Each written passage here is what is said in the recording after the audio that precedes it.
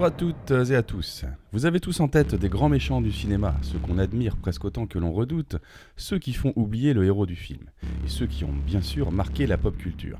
Et bien pas question de parler de Dark Vador, de Jason, du Joker ou de Freddy Krueger, d'Hannibal Lecter ou même du Xénomorphe. J'en parlerai peut-être un jour, on ne sait jamais. Ceux qui nous intéressent aujourd'hui, ce sont ces personnages qui nous font bouillir de rage, ceux qu'on aime détester, qui nous hérissent le poil à chaque apparition. Et parfois même, sans forcément être les méchants ou les protagonistes principaux du film. Pas parce qu'ils sont des génies du mal, bon, il y en a, c'est sûr, mais parce qu'ils sont mesquins, arrogants, lâches, hypocrites, insupportablement agaçants ou terriblement instables. Ceux qui nous énervent par leur simple présence. Bon, j'avoue, certains sont de bons gros psychopathes quand même. Et quand ils apparaissent à l'écran, ils nous font ressentir une frustration si forte que l'on rêve de les gifler à travers l'écran. Parfois, ce n'est même pas ce qu'ils font qui dérange le plus, mais leur manière d'être, leur ton, leur regard ou leur air supérieur.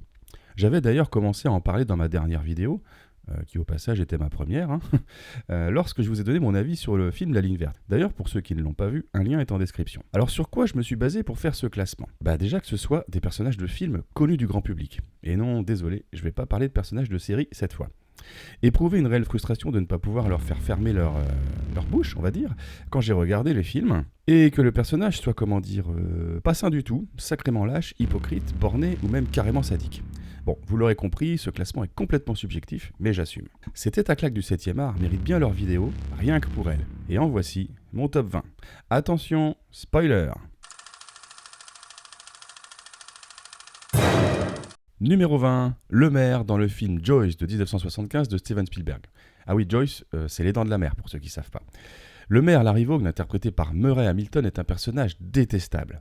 Vous connaissez tous l'histoire. À Amity, petite île touristique, un requin a déjà attaqué et tué plusieurs personnes. Le chef Brody, le héros du film, et le biologiste Hooper, le héros du film, donc on va dire les héros du film, veulent fermer les plages pour éviter d'autres morts. Mais Larry Vaughn, le maire soucieux de l'économie touristique de sa ville, refuse de fermer les plages. Son comportement est détestable, car malgré les avertissements, il maintient les plages ouvertes. Le maire Vaughn pousse même les locaux à se baigner pour rassurer les touristes. Et ce qui devait arriver arriva, un jeune garçon, Alex Kittner, est dévoré par le requin devant tout le monde. Une scène iconique du cinéma d'horreur, sans aucun doute. Ensuite, dans une scène très dérangeante, le chef Brody se prend une gifle, des plus vexantes de l'histoire du cinéma à mon avis, et se fait réprimander par la mère endeuillée du jeune garçon disparu. On aurait vraiment préféré que ce soit le maire qui se la prenne, cette baffe. Ce refus d'agir au bon moment en fait un antagoniste bien plus réaliste que le requin lui-même. Larry Vaughn est insupportable, il cause la mort de nombreux innocents, et son refus de nier l'évidence et de faire la politique de l'autruche devant les multiples avertissements des spécialistes est exaspérant. Il mérite bien sa place dans ce top 20, surtout quand on sait qu'il recommencera à faire la sourde oreille dans le 2e opus. Bienvenue dans ce top 20, Larry.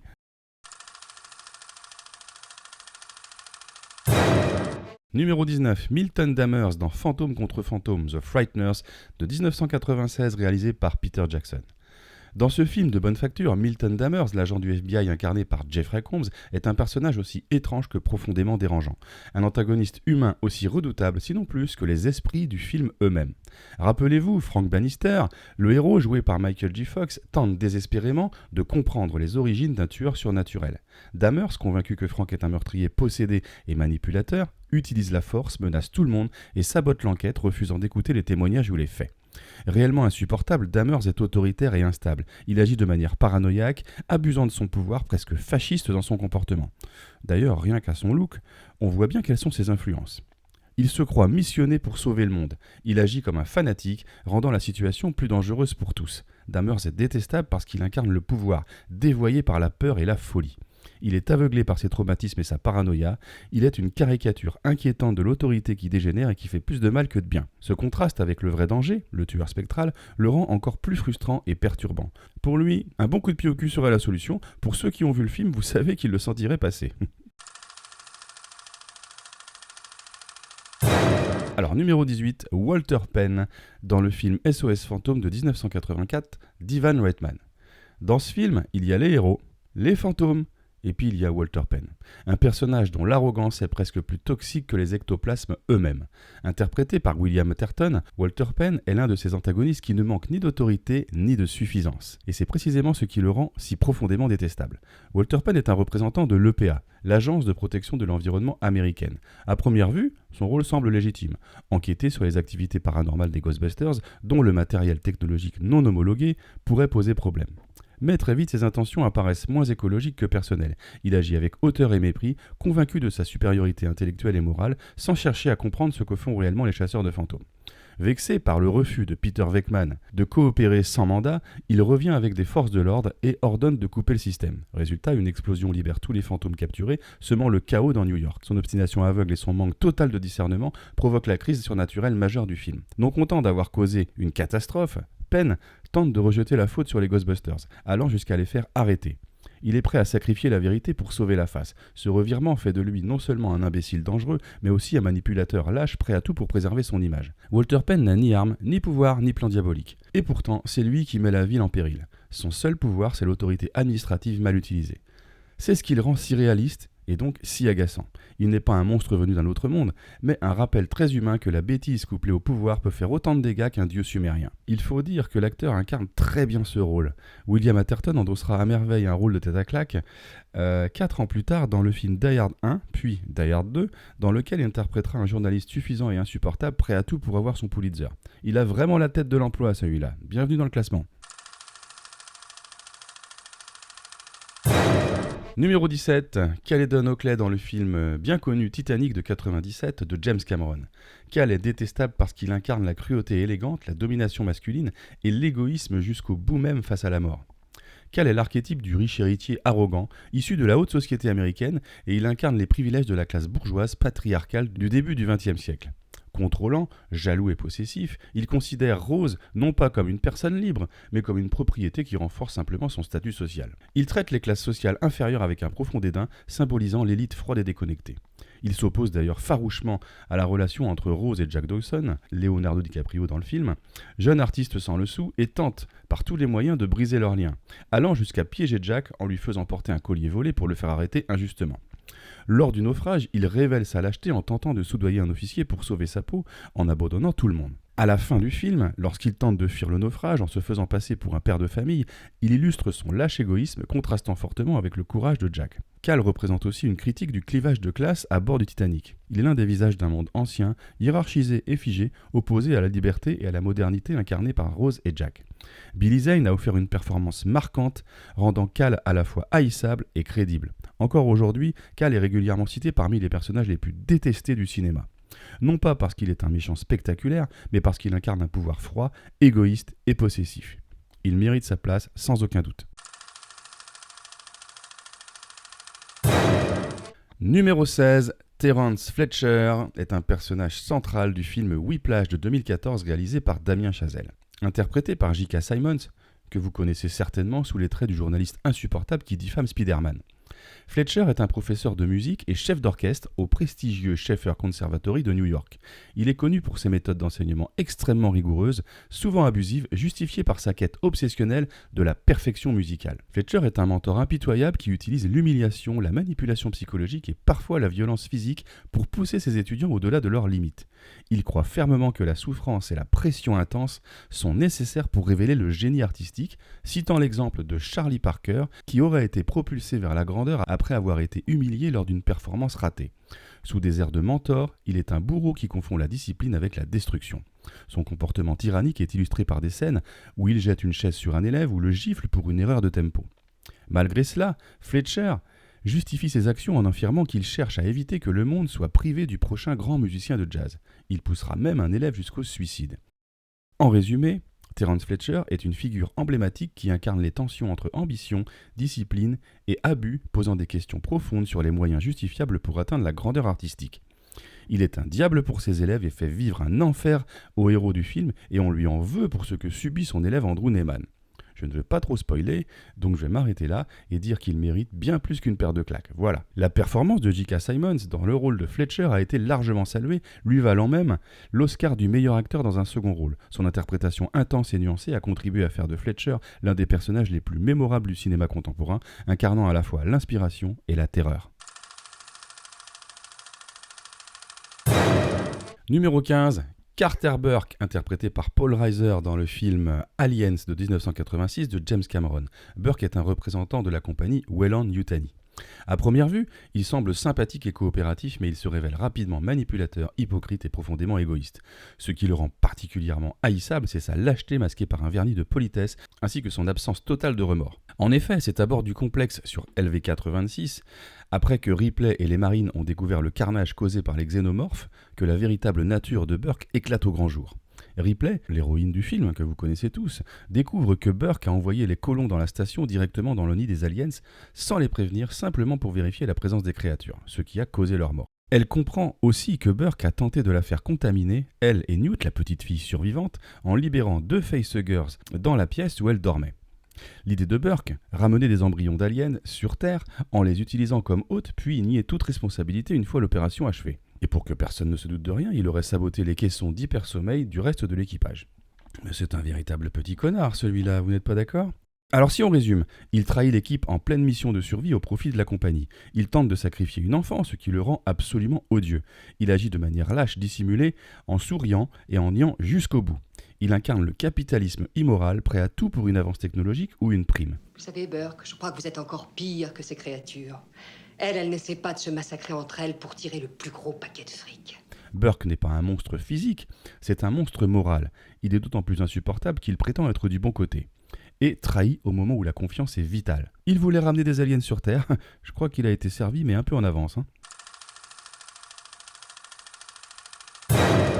Numéro 14, Harry Ellis dans Piège de cristal. Alors interprété par Art Bochner ou Bochner, je ne sais plus trop comment on dit, dans le film Piège de cristal de 1988. Ellis est un cadre prétentieux de la Nakatomi Corporation. Il est un collègue d'Ollie Gennaro, la femme du héros John McClane, joué par Bruce Willis dans le film. C'est le type même du cadre arriviste, sûr de lui, obsédé par l'argent, le pouvoir et l'image. Il est arrogant, opportuniste, snob et persuadé que son charme et ses relations peuvent tout résoudre. Ce qui le rend insupportable, c'est sa suffisance. Il croit avoir tout compris, alors qu'il est complètement à côté de la plaque. Son égoïsme, il met les autres en danger pour sauver sa peau, et son image bien sûr. Il croit pouvoir manipuler des terroristes comme des clients. Preuve de son arrogance absolue. Il trahit John McClane sans hésitation, pensant que cela va lui sauver la mise. Il se moque du danger, convaincu que son bagou suffit à tout régler. Ellis incarne la suffisance corporatiste, le type qui pense que tout se règle par un bon sourire et 2 phrases bien placées. Il ne comprend pas le monde réel, ce qui le rend à la fois pathétique et dangereux. Contrairement à un méchant pur et dur, Ellis est un faux allié, et c'est cette duplicité qui alimente le mépris du spectateur. Il ne dure pas longtemps à l'écran, mais sa suffisance laisse une impression durable. Non mais je crois qu'il n'a pas vu à qui il s'adressait en fait. Vous connaissez tous, c'est Severus Rogue. Ah non, pardon, c'est Hans Gruber, avec qui il essaie de négocier un des méchants les plus iconiques du cinéma. On sait tous qu'il avait aucune chance, le pauvre. Harry, bienvenue dans le classement. Numéro 13, Marla Grayson dans le film I Care A Lot. En voilà une qui ne manque pas de cran, mais qui est réellement sans scrupules et terrifiante. Dans I Care A Lot de 2021, la vraie terreur ne vient pas d'un tueur ou d'un fantôme ou quoi que ce soit, mais d'une femme parfaitement coiffée, en tailleur, armée de paperasse et de procédures légales. Marla Grayson, interprétée avec un calme glaçant par Rosamund Pike, est l'anti-héroïne par excellence, intelligente, élégante et absolument détestable. Marla ne se cache pas derrière des armes ou des menaces, non. Son arme, c'est la loi. Elle exploite le système de tutelle aux États-Unis pour faire placer en établissement des personnes âgées, souvent en bonne santé, et vider méthodiquement leur compte bancaire. Tout est parfaitement légal, ou presque. Ce qui rend son personnage si dérangeant, c'est qu'elle agit en toute impunité avec l'approbation des juges et des institutions. Elle ne se contente pas de contourner les règles, elle danse dessus en talons aiguilles. On la suit dans ses procédures pour faire interner des personnes âgées sans leur consentement, grâce à de faux diagnostics et un médecin complice. Ce moment est glaçant où on s'aperçoit à quel point la machine peut broyer un individu sans qu'il ne puisse se défendre. Elle affiche un mépris total pour ses victimes, les réduisant à des actifs ou des valeurs. Pour elle, ce ne sont plus des personnes, mais des biens à rentabiliser. Elles parlent de leur maison, de leurs économies, de leur santé comme d'un portefeuille d'investissement. Même face au danger, elle ne cherche pas la paix. Elle choisit l'affrontement, le pouvoir, l'ascension, quitte à mettre d'autres vies en jeu. Ce jusqu'au boutisme narcissique la rend encore plus terrifiante.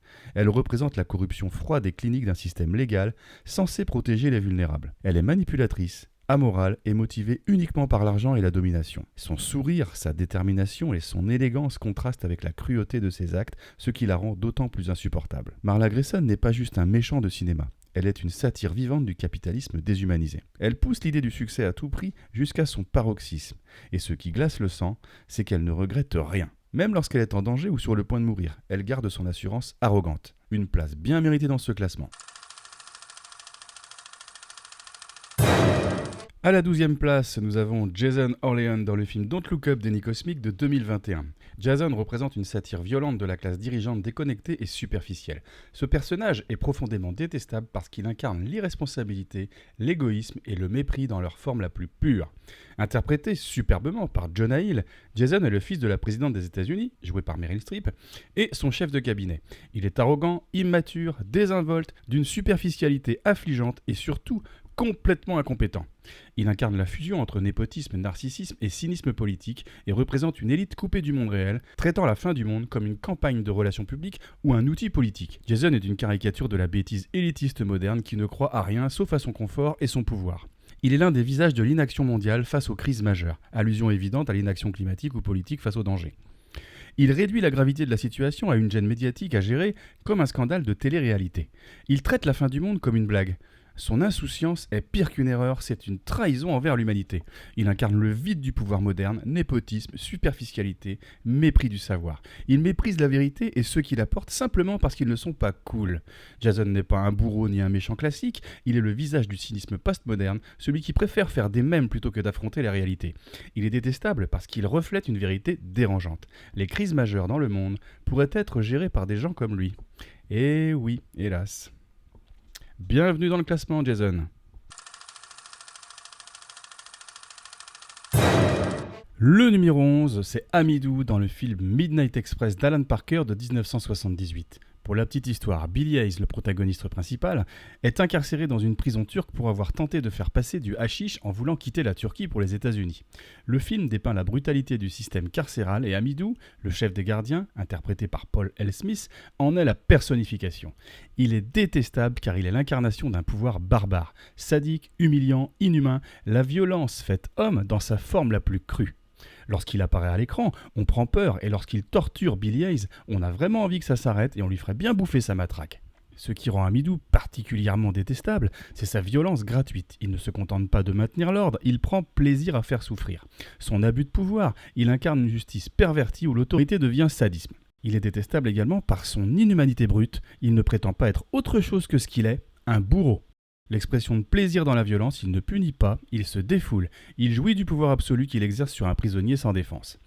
L'absence d'humanité, pas de parole, pas de justification, juste de la brutalité aveugle qui vise à broyer physiquement et mentalement. Hamidou n'est pas simplement un homme violent, il devient une incarnation du pouvoir arbitraire, sadique et corrompu, qui écrase tout ce qui est faible ou étranger. C'est sa cruauté pure qui le rend inoubliable dans le panthéon des personnages ignobles. Il ne parle pas, il n'écoute pas, il fait mal et il brise. Je ne vous raconte pas la fin, mais on a juste envie de dire « Bien joué Billy, mais purée, dépêche-toi, cours !» À la 10e place, Dolores Sombrage dans le film Harry Potter et l'Ordre du Phénix de 2007. Dolores Sombrage est profondément détestable parce qu'elle incarne un mal souriant, celui qui ne crie pas mais qui écrase lentement, méthodiquement, en prétendant agir pour le bien. Ombrage est envoyée par le ministère de la Magie pour surveiller Poudlard. Officiellement, elle prône l'ordre et la discipline. En réalité, elle exerce une autorité oppressive, étouffe l'esprit critique, interdit l'enseignement de la pratique des défenses contre les forces du mal et prend un plaisir malsain à humilier à la fois élèves et professeurs. Dolores Sombrage est une figure d'autorité tyrannique, déguisée sous des airs de douceur et de bonne manière. Elle parle d'une voix mielleuse et porte des vêtements roses, mais cache une personnalité cruelle, rigide et autoritaire. Elle impose des règles absurdes, punitives et cherche à étouffer toute pensée libre ou critique à Poudlard. Sous couvert d'ordre et de discipline, elle prend plaisir à humilier et à briser psychologiquement ses élèves. Elle utilise la magie noire pour infliger des punitions physiques, notamment à Harry, avec un sadisme déguisé en justice. Lorsque Harry affirme que Voldemort est de retour, Ombrage l'accuse de mensonge. Pour le punir, elle lui donne une retenue très spéciale. Il doit écrire la phrase « Je ne dois pas dire de mensonge, encore et encore », avec une plume enchantée qui grave les mots dans sa chair, sachant très bien que la magie comme punition est interdite. À chaque répétition, Harry souffre en silence pendant qu'Ombrage l'observe avec un sourire satisfait, comme si elle profitait de cette torture raffinée. Elle ne crie pas, elle ne frappe pas, elle blesse avec froideur et hypocrisie tout en se cachant sous un masque de douceur. Elle aurait mérité bien pire que ce qui l'attend à la fin du film. En tout cas, c'est une vraie tête à claque qui mérite son classement dans ce top 20. À la 9e place, nous avons Margaret White, la mère de Carrie, dans le film Carrie au bal du diable de 1976 de Brian De Palma. C'est l'un des personnages les plus glaçants et détestables du cinéma d'horreur psychologique. Interprétée magistralement par Piper Laurie, Margaret n'est pas une méchante violente au sens classique, mais une fanatique religieuse, abusive et profondément toxique. Elle incarne la perversion de l'amour maternel étouffée par une foi dévoyée. Ses discours sont délirants, dogmatiques, déconnectés du réel. Elle parle de Satan avec une intensité hystérique. Elle est cruelle avec sa propre fille. Elle isole Carrie du monde, la prive d'éducation sexuelle, d'amitié, de liberté. Elle l'enferme Carrie dans un placard pour qu'elle prie comme punition. Elle ne la protège pas, elle l'oppresse sous prétexte de l'aimer. Le passage le plus détestable et terrifiant de Margaret White dans Carrie au bal du diable survient à la fin du film, après le bal, lorsque Carrie revient à la maison, traumatisée et ensanglantée. Elle rentre chez elle, espérant retrouver un semblant de paix, mais ce qui l'attend est encore pire. Margaret accueille Carrie dans une atmosphère anormalement calme. Elle l'enlace tendrement, comme une mère qui pardonne. Sa voix est douce, presque rassurante. Margaret commence alors un long monologue délirant, puis tout bascule.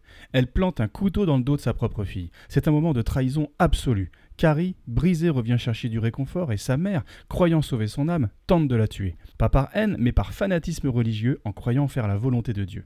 Elle trahit l'innocence de l'amour maternel. Au moment où sa fille est le plus vulnérable, elle choisit la violence. Elle incarne l'horreur d'un fanatisme qui tue au nom de l'amour et de Dieu. C'est une scène à la fois terrifiante et profondément triste, car elle montre une mère qui n'a jamais su aimer autrement qu'en détruisant. Un personnage qui a largement sa place dans ce top 20. Numéro 8, Commode dans le film Gladiator de 2000 de Ridley Scott. Il incarne le pouvoir corrompu par la peur, l'envie et la vanité. Un homme prêt à tout détruire pour combler son vide intérieur. Au début du film, Marc Aurèle, vieux et fatigué, annonce à son fils Commode qu'il ne sera pas empereur. Celui-ci, blessé dans son orgueil, est incapable d'accepter la vérité, pleure, puis prend son père dans ses bras et l'étouffe lentement contre lui dans un silence glacial. Il l'embrasse tout en le tuant, dans une imitation déformée de tendresse filiale. Ce geste symbolise tout de Commode, un homme sans honneur, incapable d'accepter sa faiblesse. Il choisit la trahison plutôt que la grandeur. Peu après, il annonce publiquement que son père est mort dans son sommeil et il s'empare du trône dans la foulée. Ce meurtre sera d'ailleurs le déclencheur de tout le drame à venir. Maximus, le chef des armées, à qui Marc Aurèle comptait léguer son titre, est trahi, sa famille massacrée et Rome plongée dans la décadence. Ce geste silencieux mais abominable marque son entrée définitive dans le panthéon des personnages les plus haïssables du cinéma. Commode est un empereur faible, égocentrique et avide de reconnaissance, prêt à tout pour conserver le pouvoir. Il hait Maximus car ce dernier incarne l'homme qu'il ne sera jamais, respecté, loyal et aimé du peuple et des soldats. Vers la fin du film, lorsque Maximus est finalement prêt à affronter Commode dans l'arène, le combat devrait être un affrontement loyal, une chance pour Commode de prouver sa valeur face au peuple. Mais il sait qu'il ne peut pas gagner honnêtement. Alors juste avant le combat, il poignarde Maximus dans le flanc en secret, alors que ce dernier est enchaîné et vulnérable. Il dissimule ensuite la blessure sous une armure, forçant Maximus à se battre affaibli, presque mourant, tandis que lui, il arrive en héros. Ce geste fait dans l'ombre condense toute la lâcheté de Commode, il se veut glorieux mais refuse le moindre risque. Il tue son père et trahit la volonté impériale plaçant son ego au-dessus de Rome, il triche dans un duel censé être sacré et public craignant d'être humilié, et il veut la gloire sans jamais en assumer les devoirs. Il enchaîne également les manipulations, les trahisons et les crimes tout en jouant la victime ou le sauveur. Commode est un personnage qui ne mérite ni le trône, ni le respect, ni la pitié. Il meurt d'ailleurs comme il a vécu, dans la honte, sous les yeux d'un peuple qui voit enfin la vérité. Numéro 7, Annie Wilkes dans le film Misery. Annie Wilkes, dans ce film de 1990, tiré d'un roman du même nom de Stephen King, est une ancienne infirmière apparemment douce mais profondément instable et psychologiquement dérangée. Paul Sheldon, célèbre écrivain, a un accident de voiture en pleine tempête de neige. Il est secouru par Annie, qui se présente comme sa plus fervente admiratrice. Elle l'héberge dans sa maison isolée, pour le soigner. Ayant de nombreuses fractures au niveau des jambes, Paul n'a plus qu'Annie sur qui compter. Elle se montre d'abord attentionnée, presque maternelle, mais devient vite possessive, autoritaire et terrifiante. Elle ne supporte pas que l'écrivain détruise sa vision de l'œuvre littéraire dont elle est fan, obligeant l'auteur à réécrire son livre selon ses désirs. Elle agit par pur égoïsme affectif, convaincue que son amour obsessionnel pour l'écrivain justifie l'emprisonnement et la torture. Son instabilité mentale la rend dangereuse, car chaque contrariété peut déclencher une explosion de rage ou un acte de barbarie. Elle alterne sans cesse entre moments de gentillesse déconcertante et des accès de violence extrême. Annie Wilkes est détestable car elle incarne la fan toxique, dont l'amour dévoyé se transforme en cauchemar de possession et de cruauté. Son passage le plus détestable, celui qui reste gravé dans toutes les mémoires, survient lorsqu'elle brise les chevilles de Paul Sheldon avec une masse dans une scène insoutenable à la fois physique et psychologique, une des scènes les plus iconiques de l'histoire du thriller psychologique. Elle inflige une torture délibérée à un homme sans défense tout en affirmant l'aimer. Elle incarne le fanatisme absolu, prêt à mutiler pour préserver une fiction. C'est là que le spectateur comprend pleinement. Annie n'est pas simplement dérangée ou complètement psychotique, elle est monstrueuse sous les traits d'une femme ordinaire. Et c'est précisément cette banalité apparente qui rend sa cruauté encore plus glaçante. On vit le cauchemar avec Paul Sheldon et on a hâte qu'il lui fasse bouffer sa machine à écrire. Et pour ceux qui ont vu le film, vous savez que ce n'est pas qu'une métaphore. Eh bien, le 6e, c'est Rifki dans Midnight Express. Vous vous souvenez de la prison turque avec son charmant gardien-chef Amidou ? Eh bien, parmi les prisonniers, il y a Rifki, un détenu manipulateur et sournois qui règne sur une partie de la prison en se mettant au service des gardiens. Il agit comme un indique, trahissant les autres prisonniers pour obtenir de petits privilèges et rester dans les bonnes grâces des gardiens. Sous ses airs amicaux, il est opportuniste et calculateur, toujours à l'affût d'un avantage personnel. Il n'a aucune loyauté ni morale, il retourne sa veste dès que la situation est favorable. Il se lie à Billy uniquement pour mieux l'utiliser ou l'espionner, feignant l'amitié avec un regard toujours plein de méfiance. Sa lâcheté se double d'une perversité. Il prend plaisir à voir les autres souffrir tant que cela l'épargne. Il est une figure toxique, insidieuse, qui rend l'enfermement encore plus oppressant en trahissant l'espoir de solidarité entre prisonniers. Rifki incarne la survie par la corruption de l'âme, un homme brisé qui choisit de devenir un rouage du système carcéral au lieu de le combattre. Sa duplicité et sa petitesse morale le rendent particulièrement méprisable car il n'a ni excuse ni remords. Il est détestable car il représente la trahison de l'intérieur, celle qui, dans un lieu déjà inhumain, détruit toute confiance entre êtres humains. Son moment le plus détestable survient lorsqu'il trahit Max, un des rares amis de Billy en prison, ce qui mènera à une scène d'une violence inouïe. Rifki, qui fait un petit trafic d'herbe au sein de la prison, dénonce Max pour ne pas se faire avoir lors d'un contrôle des gardiens. Max est immédiatement emmené pour être puni et on sait très bien ce qui va lui arriver. Pour Billy, déjà psychologiquement brisé, cette trahison est la goutte de trop. Il entre alors dans une colère incontrôlable. Je ne vous décrirai pas le reste de la scène, mais celle-ci est d'une brutalité viscérale où le spectateur assiste à une perte totale d'humanité. Le sang, les cris, l'horreur de l'acte, tout est filmé de manière crue et implacable. Je ne veux pas vous spoiler, alors je ne vais pas vous dire précisément ce qui se passe. Mais Rifki est puni par l'instrument même de sa trahison. Cette scène marque un tournant dans le film. La fin de la retenue, la montée de la folie, la cruauté comme unique réponse à la cruauté. C'est un moment aussi dérangeant que satisfaisant où l'on ressent à la fois de l'horreur et un certain soulagement de voir Rifki enfin confronté aux conséquences de sa perfidie. Numéro 5, le personnage de Stephen dans le film Django Unchained de 2012 réalisé par Quentin Tarantino. Steven est l'esclave domestique en chef de Calvin Candy, joué par Leonardo DiCaprio, le propriétaire de la plantation Candyland. Il est bien plus qu'un simple majordome. Il est le bras droit de Candy, sa voix de confiance, et il exerce une autorité considérable sur les autres esclaves. Il a vécu toute sa vie à Candyland et connaît parfaitement son fonctionnement. Steven est détestable parce qu'il trahit sa propre communauté. Il agit contre les autres esclaves et les traite avec mépris, comme s'il faisait partie de la classe dominante. Il incarne l'image du traître intérieur, celui qui, au lieu de résister à l'oppression, en devient complice. Il ne cherche pas à améliorer le sort des siens, mais à préserver sa position privilégiée auprès du maître blanc. Il est manipulateur et intelligent. Contrairement à l'image caricaturale de l'esclave soumis, Steven est extrêmement lucide et calculateur. Il comprend très tôt que Django et le Dr Schultz ont une autre mission que celle qu'ils prétendent et il démasque leur plan. Il n'hésite pas à utiliser cette information pour mettre leur vie en danger. Il exerce un pouvoir tyrannique. Même s'il est lui-même un esclave, Steven agit comme un tyran envers les autres esclaves. Il les surveille, les punit et les rabaisse. Il incarne ainsi le pouvoir oppressif intérieur qui permet au système esclavagiste de fonctionner encore plus efficacement. Il est loyal envers l'oppresseur. Steven aime profondément Calvin Candy. Leur relation va bien au-delà du simple respect. Il y a une forme d'adoration et de complicité malsaine. Et quand Candy meurt, Steven est dévasté, ce qui illustre à quel point il s'est identifié à l'oppresseur, au point d'en oublier qu'il est aussi une victimes. Steven est un personnage tragique et hautement symbolique. Il représente ce que le système esclavagiste pouvait produire de plus pernicieux, l'aliénation mentale. Il ne se contente pas d'obéir, il protège activement le système qui le maintient en esclavage, ce qui rend sa trahison encore plus insupportable. Steven mérite largement cette place de 5e dans ce top 20. Numéro 4, Madame Carmody dans le film The Mist de 2007, tiré d'une nouvelle de Stephen King. Encore une grosse tarée. Madame Carmody est une fanatique religieuse qui transforme rapidement la peur collective en instrument de domination. Face à l'inexplicable menace du brouillard, elle se positionne comme une prophétesse d'un châtiment divin. Elle manipule la terreur des survivants pour imposer une vision apocalyptique fondée sur la haine et le sacrifice. Son attitude est hystérique, accusatrice et messianique, rejetant toute forme de raison ou de compassion. Elle réclame des boucs émissaires humains, affirmant que le sang doit être versé pour apaiser la colère de Dieu. Elle ne cherche pas à aider ou à protéger, mais à contrôler et punir ceux qui doutent de sa vérité. Sa foi n'est pas une source de paix, mais une arme de pouvoir et de violence. Elle est crainte non pas à cause des créatures dans le brouillard, mais parce qu'elle incarne la montée du fanatisme dans un groupe désespéré.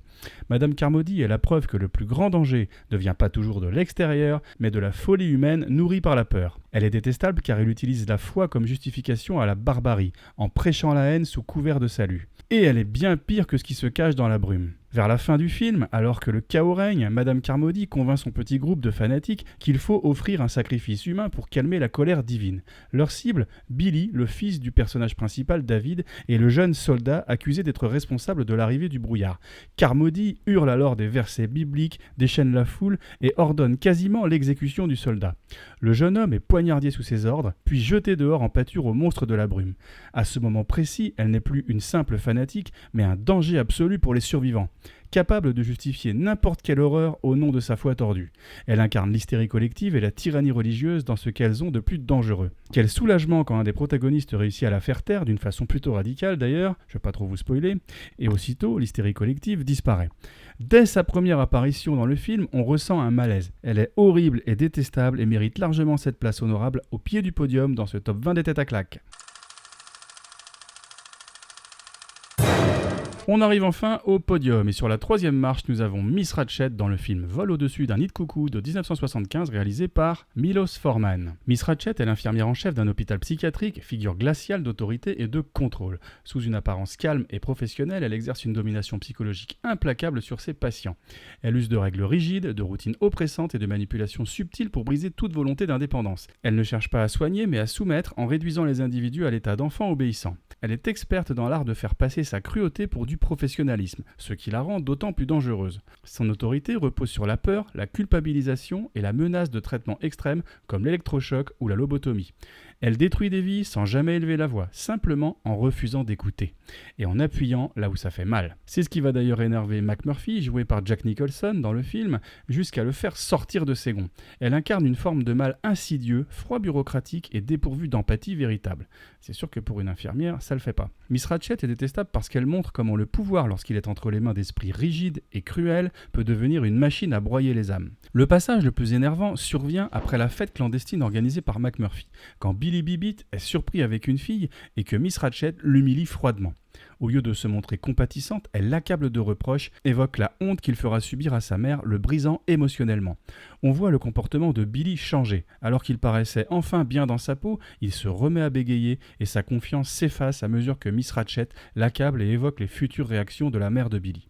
Cette violence psychologique déguisée en autorité bienveillante pousse Billy au suicide, ce qu'elle accueille avec une froideur glaçante. McMurphy entrera alors dans une rage extrême et agressera Miss Ratched pour la tuer. Et on est bien d'accord, elle nous aura bien énervé aussi, hein. Son refus de reconnaître sa responsabilité et son obsession pour le contrôle révèlent toute la cruauté dissimulée sous son masque de discipline.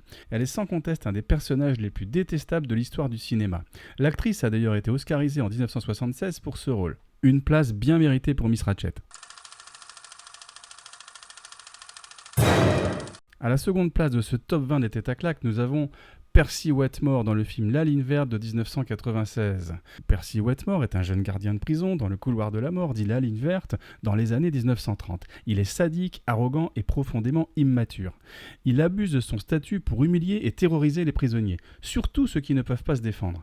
Protégé par ses relations politiques, il agit en toute impunité, ce qui renforce son sentiment de supériorité. Il est lâche, il s'en prend toujours aux plus faibles, mais panique face aux situations où il perd le contrôle ou qu'il est en difficulté. Percy prend un plaisir malsain à faire souffrir, comme quand il frappe, fait tomber Édouard Delacroix, ou tue sa souris apprivoisée, et encore pire, quand il sabote délibérément son exécution. Il incarne l'injustice brutale du système, où la médiocrité peut se cacher derrière l'uniforme et la loi. Le passage où il est le plus détestable du film est pendant l'exécution, justement, de Delacroix sur la chaise électrique. Percy omet volontairement d'immerger l'éponge dans l'eau, une étape essentielle pour que le courant passe efficacement et tue rapidement le condamné. Et on le voit bien préparer son coup, bien regarder si personne ne fait attention à ce qu'il fait. Cette négligence volontaire provoque une mort atroce pour Delacroix, brûlé vif sous les yeux horrifiés des gardiens, des témoins et du public. Et avec sa petite voix innocente, dire ensuite « Je ne savais pas qu'il fallait que l'éponge soit mouillée. » On éprouve tous envie de les triper. Et le coup de pointe brutal nous soulage un petit peu quand même. Percy est détestable car il représente la méchanceté gratuite, le mal bête, celui d'un homme insignifiant devenu monstrueux par pur égoïsme. Et quand il prend ses airs innocents, il est pitoyable et ne me dites pas que vous n'avez pas eu envie de lui balancer des claques dans la figure. Et le grand gagnant de notre top 20 est Hans Landa du film de Quentin Tarantino, Inglourious Bastard. Hans Landa est un colonel SS surnommé le chasseur de juifs, ce qui en dit long sur sa réputation. Derrière un sourire poli et un ton charmeur, il dissimule une cruauté froide et calculée. Il aime manipuler ses interlocuteurs, les poussant dans leur retranchement avec un plaisir sadique. Landa incarne l'hypocrisie absolue. Il est courtois, presque amical, tout en orchestrant des actes monstrueux. Et il prend un malin plaisir à dominer psychologiquement ses victimes avant de les anéantir, comme dans la scène d'ouverture glaçante du film. Son intelligence brillante est mise au service de l'idéologie nazie sans aucun remords moral. Il ne croit pas réellement à cette idéologie, il s'en sert tant qu'elle lui offre du pouvoir et de l'influence. Landa est fondamentalement opportuniste. Il trahit les siens dès que cela sert ses intérêts personnels. Sa capacité à rire et à plaisanter tout en décidant de vie humaine le rend profondément dérangeant. Il est détestable parce qu'il incarne le mal le plus dangereux, celui qui est intelligent, charmeur et totalement dépourvu d'éthique. Tout le long du film, il nous donne des frissons et on n'attend qu'une chose, c'est que son karma le rattrape. Et on prend un pied monumental lorsque ça arrive et qu'il fait la connaissance de la lame du lieutenant Aldo Raine, joué par Brad Pitt. L'un des passages les plus énervants le concernant est la scène d'ouverture du film où il interroge le fermier Perrier-Labadite. Avec un calme glaçant et un sourire presque courtois, Landa manipule la conversation jusqu'à ce que le fermier craque et trahisse la famille juive cachée sous le plancher.